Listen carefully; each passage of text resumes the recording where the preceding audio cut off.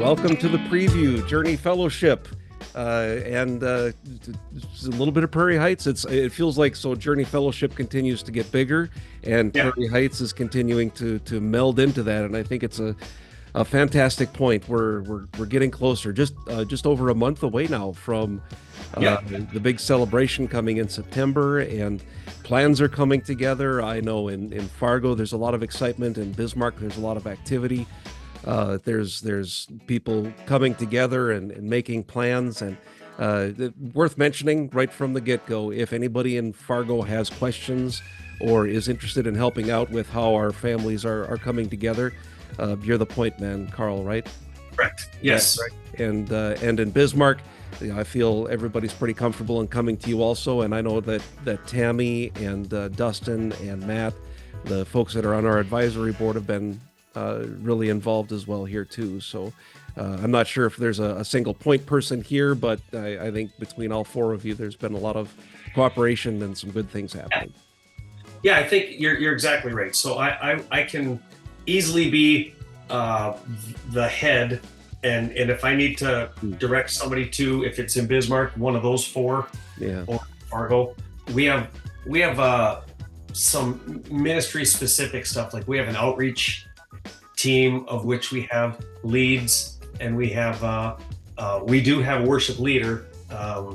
So if someone's interested in playing in Bismarck, come to me, in or singing, and in Fargo they would go to Kale. But again, I seem to be pretty recognizable in both areas, so Sure. I can direct somebody to wherever, tech team. And that's I'm not sure that you brought it up for this, but it's a really good spot to put this. Yeah. We are a small, even though we're two locations, we're still a small church. Hmm. And in small churches, think about a family dinner or a family get together, right? I mean, officially not a church family, no, Sure. a biological family get together. So let's There's say people- it's Thanksgiving. exactly. So someone has to clean the house, or Mhm. people have to clean the house. People have to prepare the food. People have to take the dog. I Cleanup guess is very important. and then clean up, Yes. and all those things. And so it's not left to one person. It shouldn't be Right. left to one person. And the same is true in a church family. If you come in to a clean church Mm. with good music and all the, it sounds nice and it looks nice, and there's potluck, or there's toilet paper in the bathrooms, and there's coffee, that stuff doesn't magically appear. People are volunteering their time, and I think people know that, but it does need to be said that we're always looking for people to serve. I always think about it as like a big list. So for each band, for each location, Mhm. there's, we'll just say a handful. There's a handful of musicians, a bigger handful, smaller handful, whatever. And so if you have a larger pool to choose from, people won't feel as taxed, feeling like you drum just about every Sunday, and we appreciate that. You do a fabulous job. I love playing with you, but like this Sunday you're off. So we have Cliff, and it would just be nice to have, if there are a couple other drummers, Right. other guitar, it'd just be great. So I'm just asking people to consider serving in an area where they're passionate. I don't know that many people that are passionate about cleaning bathrooms and vacuuming, but that stuff has to get done too. And so There's a passion for serving. I think that we just had a message from T this last week about the voice of God and not listening, right? right, Um, right, One of the areas that has been important to me, like I don't hear a direct voice of God, but I definitely get nudges. Like that's been an important part of my Christianity. I have these nudges that I feel, and when I don't follow them, fortunately I haven't been vomited up into the sand yet. I haven't gotten that far. Thanks for that visual, by the way, T. If you're watching this, it was fantastic. I love it. Uh, yeah, but great. yeah. Uh, but for me, I've come to realize that some of the nudges I need to serve in a way that God has led me to, and so for me, music, absolutely. And Yeah. I would suggest, on the heels of talking about how the church comes together, and how we make the service happen and keep our family together, thoughtful prayer, right? About yeah, what is it that each of us can do? My prayer for the family is we have someone that can step into the roles that are needed for each location, right? So I think that's an important, yeah, it's an important part of what we're all here for, as well as the message. And are we continuing this week with great moments in his story? Have we got through all of them yet, or do we still have some? I would like to say there's a limitless supply of great moments. In an effort to bring it to a close, we're going to do one more great moment this weekend. Oh, all right. Yeah, and then just because I think you're going to have a follow-up question, so what's next? We're going to start, I'm really excited about this. We're going to start kind of an exposition of 1 Corinthians. We're going to take the book of 1 Corinthians chapter by chapter and kind of peel back each chapter, and then as a whole, what Paul's talking about. But, you know, 1 Corinthians was a troubled church. They had a lot, they were a rich church, exciting, but they had a lot of trouble. So Paul addresses some very common, I don't want to say mistakes, common misconceptions, common misinteractions. Is that a word? I like it. If it's not, we're going to coin it for sure. Yeah. Okay. So there's humanness. He's addressing humanness. It sounds like. He's that's exactly right. He's addressing a bunch of humans who are part of a church, and he's saying, all right, now you're a church. Let's start taking care of some business here. And it's a fantastic book, and I'm really excited to start digging in. Yeah. And, yeah. Cool. Good timing too. I appreciate that. That's a fun next step. So what is the final great moment in his story that we're hearing this week? Well, you know, I like to be open and listening to what people are talking about. We have a group that meets at our house on Wednesdays, and a lot of good stuff comes out of that.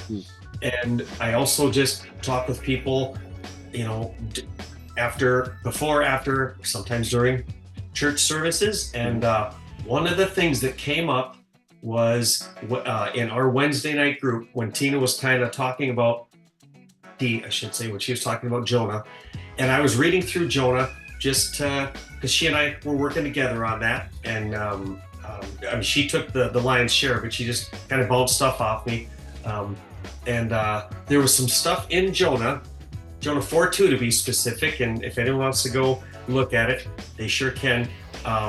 It talks about God depending on the translation you're reading, relenting, repenting, changing his mind, or having compassion. It's one Hebrew word that means all those things. Wow, all right.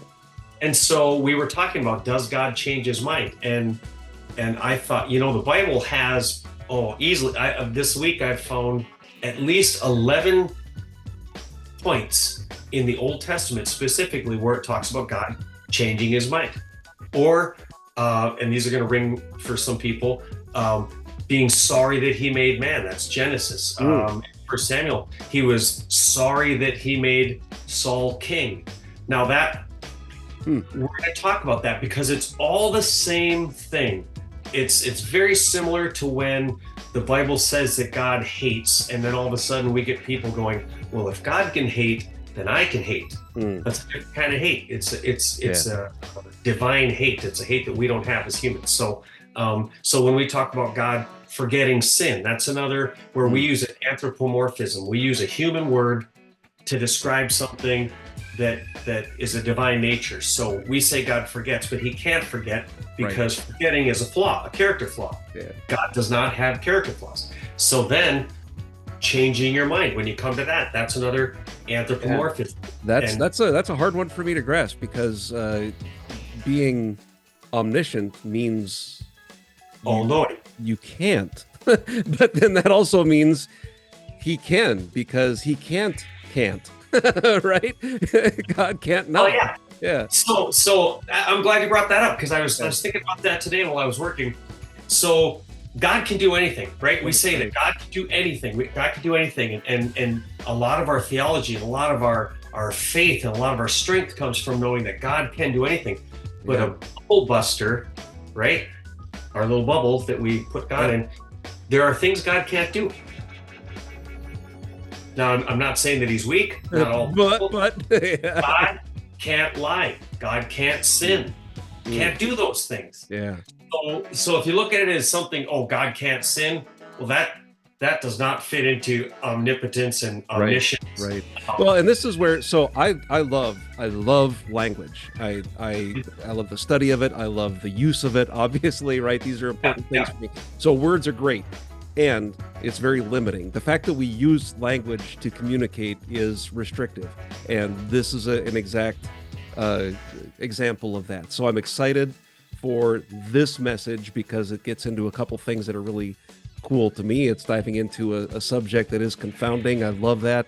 We're talking about language and its limitations and how we can perceive it and maybe use it differently. So I'm excited for the message, and I encourage everybody Saturday at 10 o'clock in Fargo, right? We're good there. Oh, and as a matter of fact, I'm excited because I get to be there. I'll be in Fargo this weekend, so I'll get to meet the folks in Fargo. Looking forward to that for sure.